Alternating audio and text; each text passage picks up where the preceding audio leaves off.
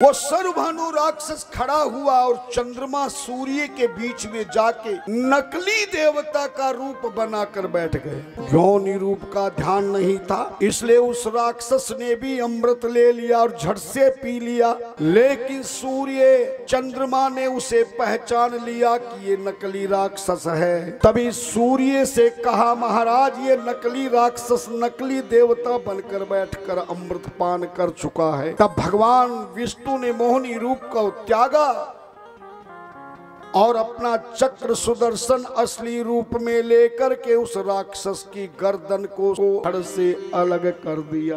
उस राक्षस का सर धड़ से अलग हो गया, गर्दन कट गई, पर वह सर्वभानु नामक राक्षस मरा नहीं, क्योंकि उसने अमृत पान कर लिया था। भगवान विष्णु ने कटे हुए सर की धड़ के पांव पकड़कर घुमाकर सीधा ब्रह्मलोक में भेज दिया। ब्रह्मा जी ने उसे ब्रह्मभास में बांध लिया, लेकिन वो सर किसी की पकड़ में नहीं आ रहा था। तभी भगवान बृहस्पति गुरुदेव ने और सूर्य देव ने चंद्रमा को अमृत का कलश दिया। इस अमृत कलश की रक्षा करने का दायित्व गरुड़ जी को भी कहा गया है। शिव महापुराण में चंद्रमा को ही अमृत कलश दिया। ऐ चंद्रमा, इस अमृत कलश की इस राहु से तुझे रक्षा करनी है। चंद्रमा अमृत कलश को लेकर सबसे पहले नासिक में पहुंचा, और नासिक महाराष्ट्र में है। और उस नासिक में कौन सी नदी बहती है? गोदावरी नदी नासिक में है।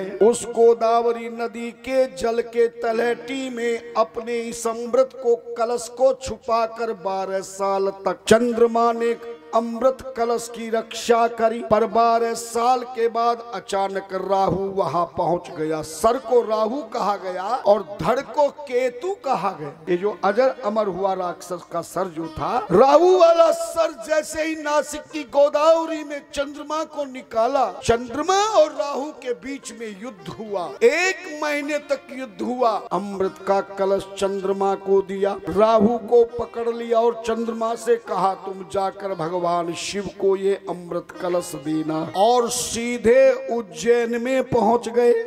उस क्षिप्रा नदी में 12 साल तक अमृत के कलश को, लेकिन 12 वर्ष के बाद वो राहु वहां भी पहुंच गया, चंद्रमा को पकड़ लिया और आपस में युद्ध होने लगा। गोदावरी में युद्ध के समय छीना झपटी में अमृत के कलश से कुछ अमृत की बूंदे वहां पर गोदावरी में भी गिरी और यहाँ क्षिप्रा नदी में भी गिर गई। दौड़ते हुए चंद्रमा प्रयागराज में पहुंच गए। प्रयागराज का पुराना नाम प्रतिष्ठानपुर है। त्रिवेणी के संगम में 12 साल तक अमृत के कलश को छुपाकर चंद्रमा ने रखा, लेकिन तीसरी बार भी ये राहु वहां पहुंच गया। चंद्रमा और राहु का परस्पर में युद्ध हुआ 1 महीने तक। छीना झपटी में अमृत के कलश से कुछ अमृत प्रयागराज के त्रिवेणी में भी गिर गया। अंतिम में सीधा मायापुरी नगरी में पहुंचा। हरिद्वार का पुराना नाम मायापुरी। हरिद्वार के ब्रह्म कुंड में 12 वर्ष तक अमृत के कलश को छुपाकर चंद्रमा ने रखा, मगर चौथी बार भी राहु वहां पहुंच गया और गंगा के जल में राहु और चंद्रमा का घोर युद्ध हुआ। छीना झपटी में अमृत के कलश से हरिद्वार की गंगा में भी अमृत गिर गया। हरिद्वार से भगवान गुरुदेव बृहस्पति और सूर्य देव ने बचाया चंद्रमा को और कहा कि अब कहीं छुपने की जगह नहीं है, जाओ कैलाश पर्वत पर भगवान शंकर को अमृत कलश समर्पित कर देना, वही रक्षा करेंगे। चंद्रमा अमृत के कलश को लेकर के सीधा कैलाश पर्वत शिवलोक पहुँचे और जाकर भगवान शंकर की गोदी में अमृत के कलश को लेकर के बैठ गए और भगवान शंकर से प्रार्थना की, महाराज मैं शरणागत हूँ। चंद्रमा को अभयदान दिया, तेरा कोई कुछ नहीं बिगाड़ सकता और मेरी गोदी में तेरा अमृत सुरक्षित रहेगा। तभी राहु भगवान शंकर के कैलाश पर्वत पहुंच गया और शिवजी से कहा, महाराज ये अमृत तो देवता राक्षस दोनों को बराबर मिलना था, लेकिन देवताओं ने हमसे कपट किया। मैंने अगर अमृत पिया तो मेरा चक्र सुदर्शन से विष्णु ने शरीर 2 अंग बना दिए। केवल केवल अमृत पान करने के कारण ही महाराज हम जिंदा रह गए। मेरा सर राहु हुआ और मेरी धड़ जो है केतु बन गई है। शिव ने कहा कि ए राहु, तूने अमृत पान कर लिया है, तू अजर अमर हो गया, फिर अब तुझे अमृत की क्या आवश्यकता है? राहु ने कहा महाराज मेरी अमृत की इच्छा नहीं है, इस चंद्रमा के हाथ में जो अमृत है वो तो भले तुम रख लो, लेकिन चंद्रमा को अपनी शरणागत से मुक्ति दे दीजिए, गोद से उठा दीजिए। मैं इस चंद्रमा को भोजन की तरह चबाकर खाऊंगा, इसने मुझे बहुत परेशान किया है। भगवान शिव ने कहा सुनो राहु, ये चंद्रमा इस समय मेरे शरणागत है। भगवान शिव ने मना किया, तब क्रोध में भर के राहु ने श्राप दे दिया। इस चंद्रमा और इस सूर्य ने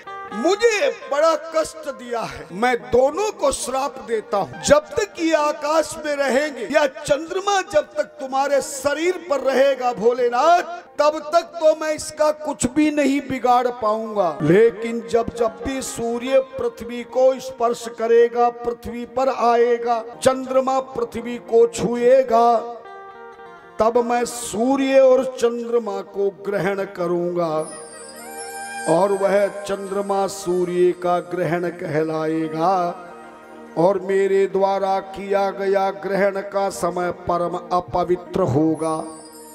सारे देवी देवताओं ने भगवान शिव के कैलाश पर्वत पर जाकर के प्रार्थना की, महाराज इस राहु के श्राप के कारण चंद्रमा सूर्य जब जब भी पृथ्वी को स्पर्श करेंगे राहु का ग्रहण लग जाएगा। सूर्य को आप आकाश मार्ग दे दिया है प्रभु आपने, लेकिन इस चंद्रमा को अब आप अपने शरीर से अलग मत कर देना प्रभु, नहीं तो ये राक्षस राहु छोड़ेगा नहीं। तभी भगवान शिव ने तुरंत देवताओं की प्रार्थना को स्वीकार करते हुए, सर पर तो जटा थी, तभी उस चंद्रमा को भगवान शंकर ने अपने ललाट पे धारण कर दिया। चंद्रमा को शिव जी ने कहां बिठाया? ललाट पर। शशि ललाट और नर सिरमाला, अशिव भेष शिव धाम कृपाला। और चंद्रमा को अमृत का कलश हाथ में दे दिया, तो सदैव मेरे ललाट पर विराजमान होकर इस अमृत के कलश को अपने दोनों हाथों में पकड़ करके सदैव तू रक्षा करेगा।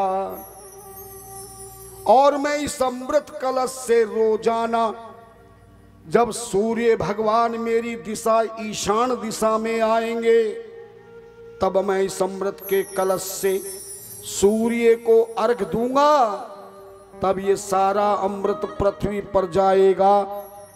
अमृत वेला में जो जाकर स्नान कर भजन पूजन करेगा उसे अमृत पान का फल प्राप्त हो जाएगा। धन्यवाद। जैसे ही चंद्रमा को ललाट पे रखा, अमृत का कलश दिया, तो उसी दिन से चंद्रमा का नाम सुधाकर हो गया। ध्यान देना, चंद्रमा का क्या नाम हो गया? सुधाकर। सुधा मानी अमृत और कर मानी हाथ। जिनके हाथों में अमृत का कलश है, उसी चंद्रमा का पर्यायवाची शब्द सुधाकर हो गया। चंद्रमा ने ही अमृत कलश की रक्षा की। भले एक कल्प में गरुड़ जी ले गए होंगे, मगर चंद्रमा के हाथों में अमृत का कलश आज भी विद्यमान है। और रात्रि के चौथे प्रहर में अमृत वेला में 3 घंटे भगवान सूर्य को अर्घ देते हैं। शिव को तो एक धारा में जल देना चाहिए, मगर सूर्य को जल देते समय जल की धारा नहीं बहनी चाहिए, इसलिए लोटे को हिलाते रहे। इस तरह भगवान शिव ने ललाट पे चंद्रमा को रखा और चंद्रमा को एक वरदान दिया, तू यद्यपि गौतम ऋषि के श्राप होने के कारण तू कलंकित है, पर तू मेरी सुंदर ललाट पर विराजमान होकर तूने अमृत के कलश को रखा है, बचाया है। जा, मैं तुझे वरदान वरदान देता हूँ। 7 बारों में जिस दिन चंद्रमा तेरा वार होगा, तेरे वार के दिन मेरे शिवलिंग की जो पूजा करेगा, व्रत करेगा, वह 7 बारों में की गई पूरा पूजा का फल प्राप्त करे। नदियों में कुंभ रखा गया था। अमृत का कलश कौन कौन सी तीर्थों में रखा गया? गोदावरी में, क्षिप्रा में, त्रिवेणी में, हरिद्वार के ब्रह्म कुंड में। तो चारों नदियों को पवित्र नदी का दर्जा देते हुए वरदान दिया भोलेनाथ ने। बोले ये अमृत का कलश सदैव हमारे साथ रहेगा। इसमें से जो चारों नदियों में, तीर्थ नदियों में इसका अमृत गिरा है, वो पाताल में जाकर के स्थापित हो जाएगा। लेकिन हर 12 साल के बाद, हर 12 साल के बाद वो पाताल से अमृत ऊपर आएगा और पूरे जल में अमृत ही अमृत हो जाएगा। 1 महीने तक उस जल में अमृत ही अमृत चलता रहेगा। जो इस 12 महीने के बाद, 12 वर्ष के बाद, 12 साल के बाद जो इन नदियों में 1 महीने के समय में जल में डुबकी लगाएगा, वो अमृत कुंभ स्नान कहलाएगा। और इस समय भी सौभाग्य से त्रिवेणी में कुंभ चल रहा है। करोड़ों लोग प्रतिदिन उसमें स्नान कर रहे हैं। इसलिए कुंभ का मेला प्रारंभ हो गया। बृहस्पति और सूर्य की युति जैसे जैसे होती है, वैसे वैसे इन तीर्थों में महाराज गोदावरी, क्षिप्रा, त्रिवेणी और हरिद्वार में कुंभ स्नान होता है। ध्यान देना। यद्यपि इनके अलावा भी अन्य नगरियों में भी, नैमिषारण्य और बद्रिकाश्रम में भी, जब मेघ राशि में गुरु महाराज और सूर्य होते हैं, पहली राशि में सूर्य और गुरु जिस 1 महीने तक रहते हैं, तो उस महीने में नैमिषारण्य में, बद्रिकाश्रम में भी स्नान करना कुंभ स्नान के बराबर होता है। सिंह और वृक्ष राशि में जब सूर्य होते हैं, तब सिंधु नदी के जल में स्नान करने पर भी कुंभ स्नान का फल मिलता है।